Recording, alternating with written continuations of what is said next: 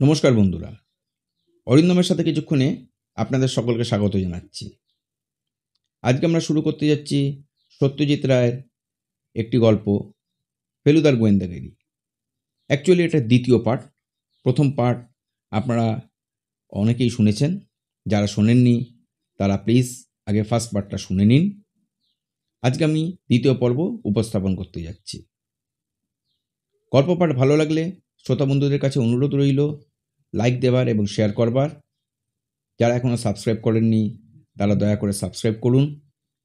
তাহলে আমরা মূল গল্প শুরু করতে যাচ্ছি। মূল গল্পের নাম ফেলুদার গোয়েন্দাগিরি, দ্বিতীয় পর্ব।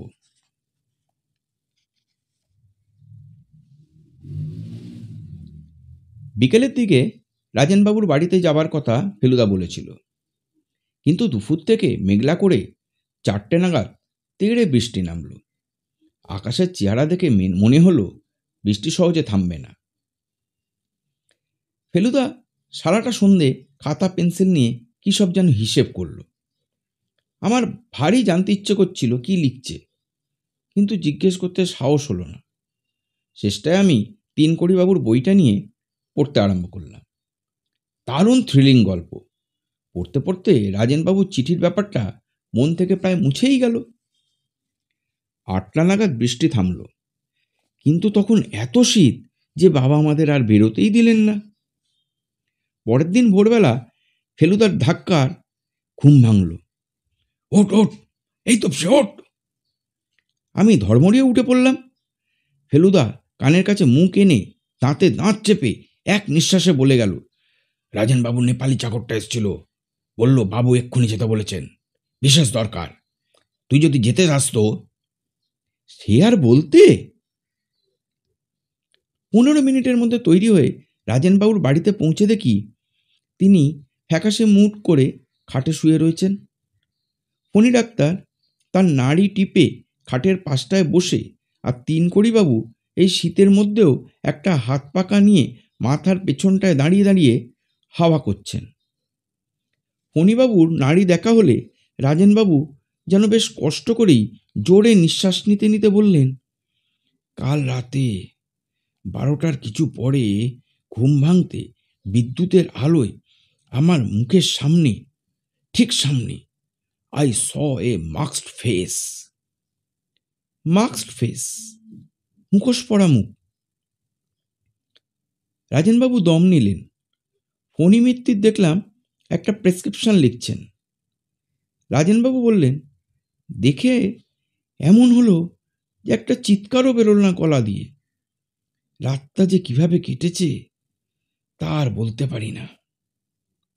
ফেলুদা বলল, আপনার জিনিসপত্র কিছু চুরি যায়নি তো? রাজেনবাবু বললেন, না, তবে আমার বিশ্বাস আমার বালিশের তলা থেকে আমার চাবির গোছাটা নিতেই সে আমার ওপর ঝুঁকেছিল। ঘুম ভেঙে যাওয়াতে জানলা দিয়ে লাফিয়ে, উফ, হরিবল হরিবল। ফণি ডাক্তার বললেন, আপনি উত্তেজিত হবেন না, আপনাকে একটা ঘুমের ওষুধ দিচ্ছি, আপনার এখন কমপ্লিট রেস্টের দরকার। ফণিবাবু উঠে পড়লেন। ফেলুদা হঠাৎ বলল, ফণিবাবু, কাল রাতে রুগী দেখতে গেছিলেন বুঝি? কোটের পেছনে কাদার ছিটে লাগলো কি করে? ফণিবাবু তেমন কিচ্ছু না ঘাবড়িয়ে বললেন, ডাক্তারের লাইফ তো জানেনি, আর্তের সেবায় যখন জীবনটা উৎসর্গই করেছি, তখন ডাক যখনই আসুক না কেন বেরোতে তো হবেই, সেই ঝড়ই হোক আর বৃষ্টিই হোক আর বরফই পড়ুক। ফণিবাবু তার পাওনা টাকা নিয়ে চলে গেলেন। রাজেনবাবু এবার সোজা হয়ে উঠে বসে বললেন, তোমরা আসাতে অনেকটা সুস্থ বোধ করছি, বেশ খানিকটা ঘাবড়ে গেছিলুম জানো। এবার বোধহয় বৈঠকখানায় গিয়ে একটু বসা চলতে পারে। ফেলুদা আর তিনকড়িবাবু হাত ধরাধরি করে রাজেনবাবুকে বৈঠকখানায় নিয়ে এসে বসালেন। তিনকড়িবাবু বললেন, স্টেশনে ফোন করেছিলাম, যদি যাওয়াটা 2-1 দিন পেছনো যায়। রহস্যের সমাধান না করে যেতে মনটা চাইছে না, কিন্তু ওরা বলল এর টিকিট ক্যান্সেল করলে 10 দিনের আগে বুকিং পাওয়া যাবে না। এটা শুনে আমার ভালোই লাগলো। আমি চাইছিলাম ফেলুদা একাই ডিটেকটিভের কাজটা করুক। তিনকড়িবাবু যেন ফেলুদার অনেকটা কাজ আগেই করে দিচ্ছিলেন। রাজেনবাবু বললেন, আমার চাকরটার পাহারা দেওয়ার কথা ছিল, কিন্তু আমি কাল নিজেই ওকে 10টার সময় ছুটি দিয়েছি। ওর বাড়িতে খুব অসুখ, বুড়ো বাপ আছে, তার এখন তখন অবস্থা। ফেলুদা বলল, মাস্কটা কেমন ছিল মনে আছে আপনার? রাজেনবাবু বললেন, খুবই সাধারণ নেপালি মুখোশ। দার্জিলিং শহরে আরও অন্তত 300-400 খোঁজ করলে পাওয়া যাবে। আমার এই ঘরেই তো আরও 5খানা আছে, ওই যে দেখো না। রাজেনবাবু যে মুখোশটার দিকে আঙুল দেখালেন, ঠিক সেই জিনিসটাই ফেলুদা কালকে আমার জন্য কিনে দিয়েছে। তিনকড়িবাবু এতক্ষণ বেশি কথা বলেননি। এবার বললেন, আমার মতে এবার বোধহয় যা হয়েছে পুলিশ একটা খবর দেওয়া উচিত। একটা প্রোটেকশনেরও দরকার। কাল যা হয়েছে তারপর তো আর ব্যাপারটাকে ঠাট্টা বলে মেনে নেওয়া চলে না। ফেলুবাবু, তুমি তোমার নিজের মতন তদন্ত চালিয়ে যেতে পারো, তাতে তোমায় কেউ বাধা দেবে না। কিন্তু আমি সব দিক বিবেচনা করেই বলছি, এবার পুলিশের সাহায্য নেওয়া দরকার। আমি বরঞ্চ যাই, গিয়ে একটা ডায়েরি করে আসি। প্রাণের ভয় আছে বলে মনে হয় না, তবে রাজেনবাবু আপনার ঘণ্টাটা একটু সাবধানে রাখবেন। আমরা যখন উঠেছি তখন ফেলুদা রাজেনবাবুকে বললেন, তিনকড়িবাবু তো চলে যাচ্ছেন, তার মানে আপনার একটা ঘর খালি হয়ে যাচ্ছে। আমরা যদি আজ রাতটা ও ঘরে এসে থাকি, তাহলে আপনার কোনো আপত্তি আছে কি? রাজেনবাবু বললেন, মোটেই না। আপত্তি কি? তুমি তো হলে আমার প্রায় আত্মীয়ের মতন। আর সত্যি কথা বলতে কি, যত বুড়ো হচ্ছি তত যেন সাহসটা কমে আসছে। ছেলে বয়সে দুরন্ত হলে বুড়ো বয়সে মানুষ নাকি নেদা মেরে যায়।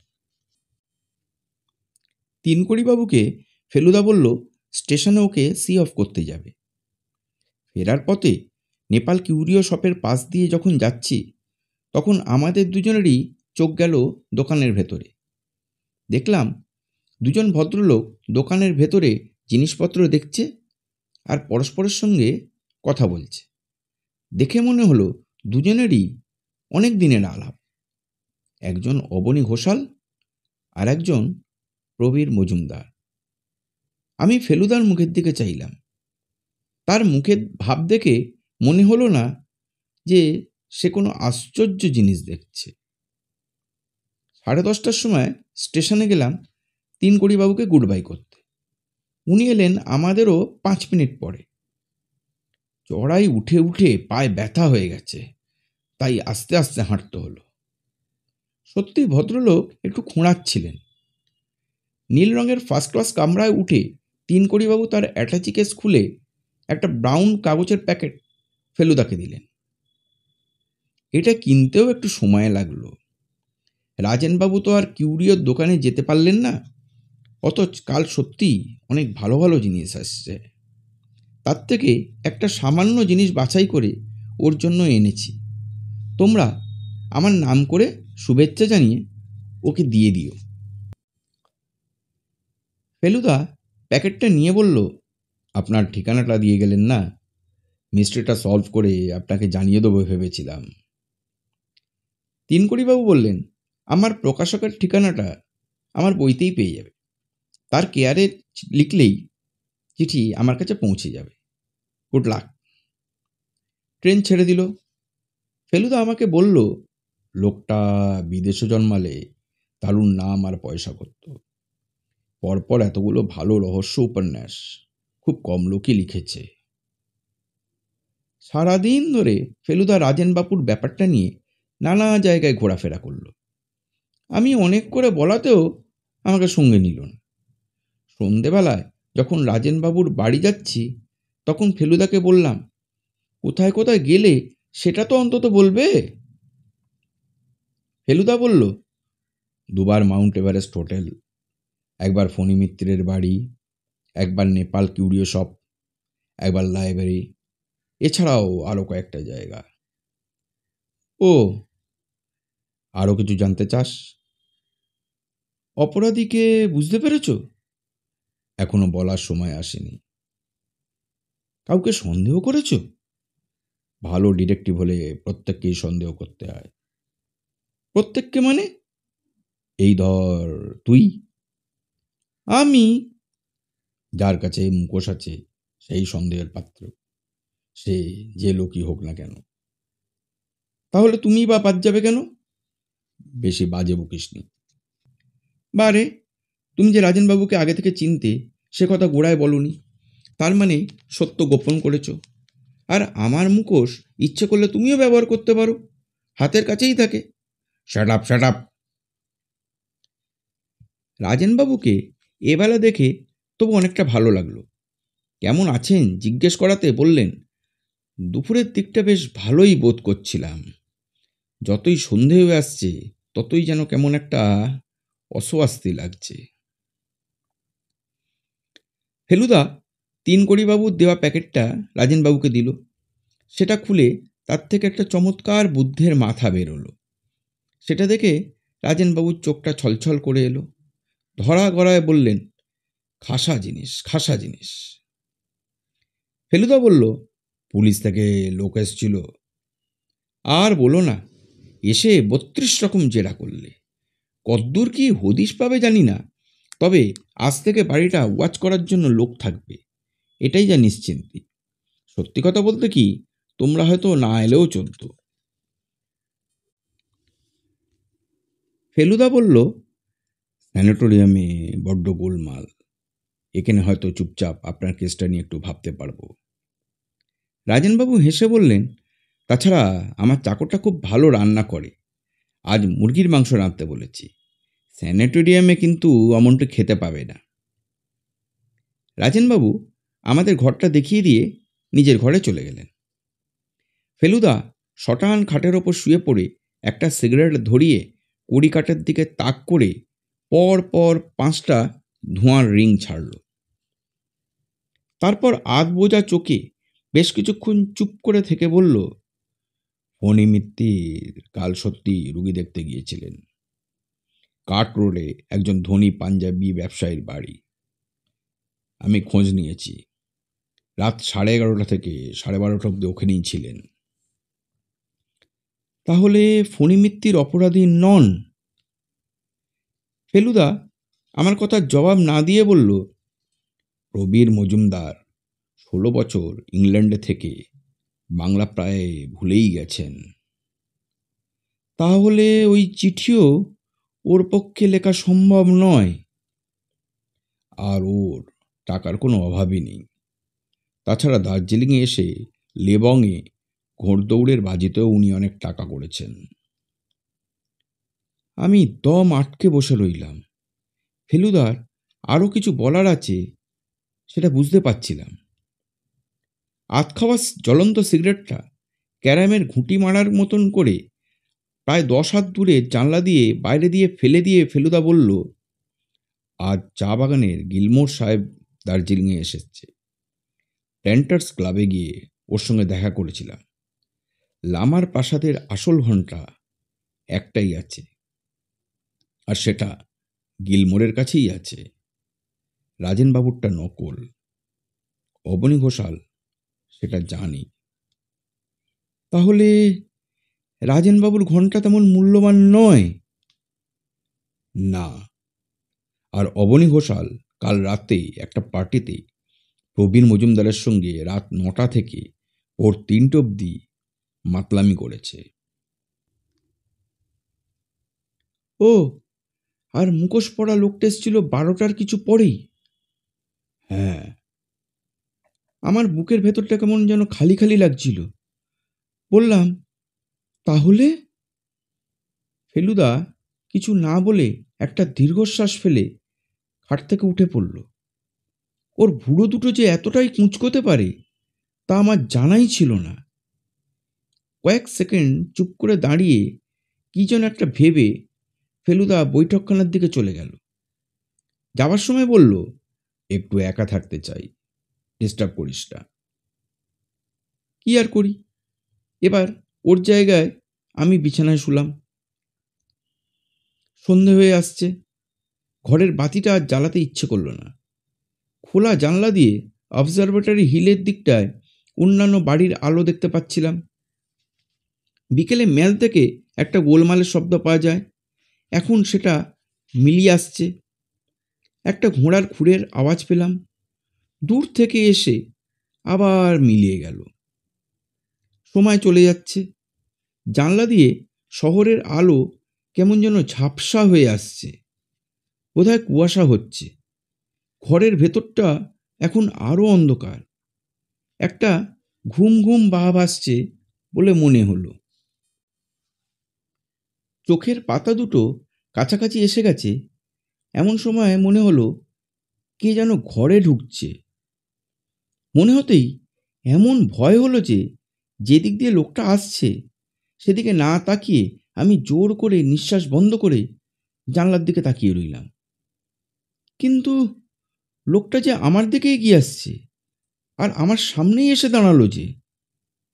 জানলার বাইরে শহরের দৃশ্যটা ঢেকে দিয়ে একটা অন্ধকার কি যেন এসে আমার সামনে এসে দাঁড়িয়েছে। তারপর সেই অন্ধকার জিনিসটা নিচু হয়ে আমার দিকে এগিয়ে এলো। এইবার তার মুখটা আমার মুখের সামনে, আর সেই মুখে একটা মুখোশ। আমি যেই চিৎকার করতে যাব অমনি অন্ধকার শরীরটার একটা হাত উঠে গিয়ে মুখোশটাকে খুলতেই দেখি ফেলুদা। কিরে, ঘুমিয়ে পড়েছিলিস নাকি? ও ফেলুদা, তুমি? তা আমি না তোকে, তুই কি ভেবেছিলি? ফেলুদা ব্যাপারটা বুঝে একটা অট্টহাস্য করতে গিয়ে হঠাৎ কেমন থেমে গম্ভীর হয়ে গেল। তারপর খাটের পাশটায় এসে বসল, বলল, রাজেনবাবুর মুখোশগুলো সবকটা পড়ে পড়ে দেখছিলাম, তুই একবার এটা পড়তো। ফেলুদা আমাকে মুখোশটা পরিয়ে দিল।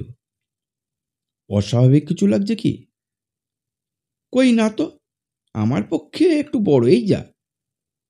আর কিছু না? ভালো করে ভেবে দেখতো। একটু একটু যেন গন্ধ। কিসের গন্ধ? চুরুট। ফেলুদা মুখোশটা খুলে দিয়ে বলল, এক্স্যাক্টলি। আমার বুকের ভেতরটা আবার ডিপ ডিপ করছিল, মুখ দিয়ে বেরিয়ে এলো, তিন করি বাবু। ফেলুদা দীর্ঘশ্বাস ফেলে বলল, সুযোগের দিক দিয়ে সবচেয়ে বেশি ছিল এরই। বাংলা উপন্যাস, খবরের কাগজ, ব্লেড, আঠা, কোনোটারই অভাব নেই। আর তুই লক্ষ্য করেছিলি নিশ্চয়ই যে স্টেশনে আজ একটু খোঁড়াচ্ছিলেন, সেটা বোধহয় কাল জানলার বাইরে লাফিয়ে পড়ার দরুন। কিন্তু আসল রহস্য যেটা, সেটা হলো কারণটা কি। রাজেনবাবুকে তো মনে হয় রীতিমতো সমীহই করতেন ভদ্রলোক। তাহলে কি কারণে, কি উদ্দেশ্য নিয়ে তিনি এই চিঠি লিখেছিলেন? এটার উত্তর বোধহয় আজ জানা যাবে না, কোনোদিনও না। রাত্রে কোনো দুর্ঘটনা ঘটেনি। সকালে খাবার ঘরে বসে রাজেনবাবুর সঙ্গে চা খাচ্ছি, এমন সময় নেপালি চাকরটা এসে একটা চিঠি নিয়ে এলো। আবার সেই নীল কাগজ, আর খামের ওপর দার্জিলিং পোস্টমার্ক। রাজেনবাবু ফ্যাকাশে মুখ করে কাঁপতে কাঁপতে চিঠির ভাঁজ খুলে ফেলুদাকে দিয়ে বললেন, তুমিই পড়ো, আমার আর সাহস হচ্ছে না। ফেলুদা চিঠিটা নিয়ে জোরে জোরে পড়ল। তাতে লেখা আছে, প্রিয় রাজু, কলকাতায় জ্ঞানেশের কাছ থেকে তোমার ঘরের খবর পেয়ে যখন তোমায় চিঠি লিখি, তখনও জানতাম না আসলে তুমি কে। তোমার বাড়িতে এসে তোমার ছেলে বয়সের ছবিখানা দেখেই চিনেছি তুমি সেই 50 বছর আগের বাঁকুড়া মিশনারি স্কুলের আমার সহপাঠী রাজু। এতকাল পরেও যে পুরনো আক্রোশ জাগিয়ে উঠতে পারে সেটা আমার জানা ছিল না। অন্যায়ভাবে ল্যাং মেরে যে তুমি আমাকে শুধু 100 ইয়ার্সের নিশ্চিত পুরস্কার ও রেকর্ড থেকে বঞ্চিত করেছিলে তাই নয়, আমাকে রীতিমতো জখমও করেছিলে। বাবা বদলি হলেন তখনই, তাই তোমার সঙ্গে আমার তখন বোঝাপড়া হয়নি। আর তুমিও আমার মন আর শরীরের কষ্টের কথা জানতে পারোনি। 3 মাস পায়ে প্লাস্টার লাগিয়ে হাসপাতালে পড়েছিলাম। এখানে এসে তোমার জীবনের শান্তিময় পরিপূর্ণতার ছবি আমাকে অশান্ত করেছিল। তাই তোমার মনে খানিকটা সাময়িক উদ্বেগের সঞ্চার করে তোমার সেই প্রাচীন অপরাধের শাস্তি দিলাম। শুভেচ্ছা নিও। ইতি তিনু, শ্রী তিনকড়ি মুখোপাধ্যায়।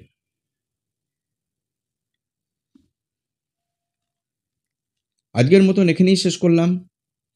এই চ্যানেলের মাধ্যমে আমি আপনাদেরকে নিয়মিত বিভিন্ন স্বাদের বিভিন্ন ধরনের গল্প পড়ে শোনাচ্ছি।